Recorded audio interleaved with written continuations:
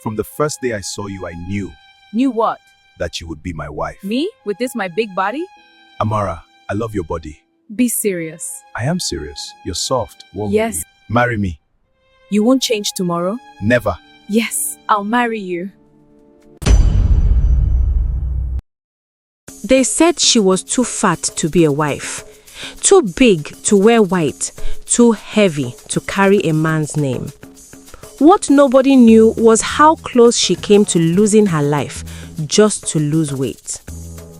Amara had always been a soft-hearted woman with a soft body to match. She carried her curves the way she carried her kindness, gently, without apology. Her laughter filled rooms, her presence made people comfortable. And when Kelechi fell in love with her, he swore it was everything about her that captured him. The first time he proposed, it was under soft light at a rooftop restaurant in Lagos. The city sparkled behind them, and he told her he loved her exactly the way she was. She had hesitated before saying yes. She had asked him if he would ever change his mind about her body. He promised he wouldn't. She believed him. But love, as she would soon learn, sometimes bends under pressure. The first crack appeared when she visited his family home. His mother looked at her not with warmth, but with assessment. The older woman's eyes traveled slowly over Amara's body, measuring, calculating, judging. There was no smile, no welcome, just a silent verdict forming behind tight lips. Later that day, the message became clear. Before there would be marriage, there would need to be change. Amara tried to pretend it didn't hurt. She told herself it was just an older generation speaking carelessly. But when Kelechi gently suggested she could lose a little weight for health reasons, something inside her shifted.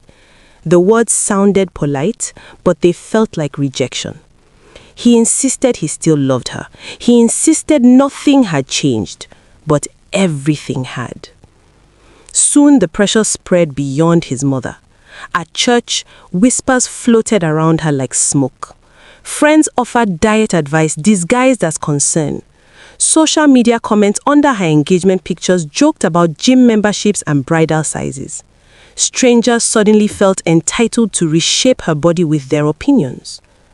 The joy of being engaged slowly turned into anxiety. She began with small changes. She reduced portions, she replaced meals with water, she avoided rice, she avoided swallow, she avoided anything that once brought comfort. At first, she told herself it was temporary, just until the wedding. But the scale became her new judge.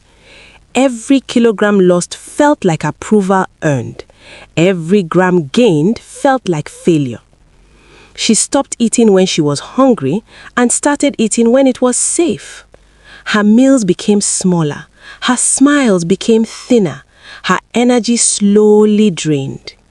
Kelechi noticed the weight dropping and praised her progress. He called her disciplined. He said she was glowing. He said he was proud. Those words should have felt sweet. Instead, they felt conditional. Amara no longer knew if she was being loved or managed. 3 weeks into her strict routine, she could barely recognize herself. She felt constantly weak. Her hands trembled sometimes. Her head spun when she stood too quickly. But she ignored it. She told herself beauty required sacrifice. Marriage required adjustment. Love required compromise. One night, alone in the kitchen, she stared at a single piece of grilled chicken on a white plate. The house was quiet. Her body ached for more food, but her mind screamed discipline. She forced herself to chew slowly, fighting tears that slipped down her face. She didn't even know why she was crying anymore. Later that week, she stepped on the scale and saw the number drop again. For a brief second, she felt victorious. Then she looked at her reflection and saw exhaustion behind her eyes. Still, she pushed forward, until her body refused. It happened past midnight. She stood in the kitchen, dizzy but determined. She reached for a glass of water and suddenly the room tilted. Her vision blurred. The floor rushed upward. She collapsed before she could catch herself. Wait! If you have watched till now, please subscribe. When she woke up, it wasn't in her bed. It was in a hospital room with white walls and an IV drip attached to her arm.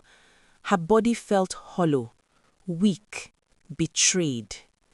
The doctor explained it was severe weakness brought on by extreme dieting and stress. Her sugar levels had dropped dangerously low. She had pushed her body beyond its limits. As she lay there, pale and tired, something inside her finally broke. She realized she had almost disappeared, trying to become acceptable. Kelechi stood beside her hospital bed, guilt heavy in his eyes. He hadn't meant for it to go this far. He hadn't thought his suggestions would turn into self-punishment. He hadn't thought love could pressure someone into harm. But intention didn't erase impact. Amara saw the truth clearly now. She had been shrinking herself, not just physically, but emotionally, to maintain peace between him and his mother. She had been fighting her own body to secure a future that suddenly felt conditional. For the first time, she asked herself a terrifying question. If she had to suffer to be chosen, was she truly chosen at all? Outside the hospital, tension grew between Kelechi and his mother. The older woman still believed marriage required standards. She believed discipline built strong homes. She believed appearances mattered. But Kelechi began to see something different. He saw how easily he had allowed outside voices to infiltrate his relationship. He saw how quickly love had turned into negotiation. He finally understood that he had been protecting everyone's comfort except Amara's. When he returned to her hospital room, his apology was no longer defensive. It was humbled. He realized he had asked her to carry a burden she never deserved. Amara listened quietly. She had always loved him, but she now loved herself enough to know she could not enter a marriage where her body was under review. She told herself something powerful that day. She would never again shrink to be selected. Whether or not the wedding happened, she would choose health for herself, not for approval.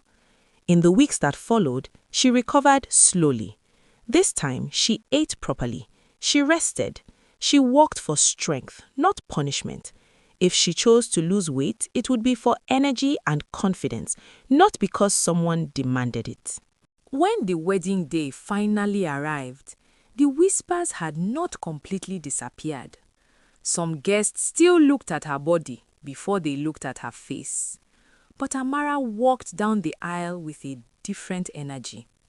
She did not walk as a woman who had passed an examination. She walked as a woman who had survived one. Her wedding gown hugged her curves beautifully. Her afro framed her face like a crown. Her smile was steady and proud. She did not look smaller. She looked stronger. And when she stood before Kelechi, it was no longer from a place of fear. It was from a place of choice. Love, she had learnt, is not measured in kilograms. It is measured in safety, measured in respect, measured in whether you are allowed to exist fully without conditions attached. Amara almost lost herself trying to fit into someone else's comfort. But in the end, she found something far more important than a smaller waist. She found her voice. And this time, it would never be silenced.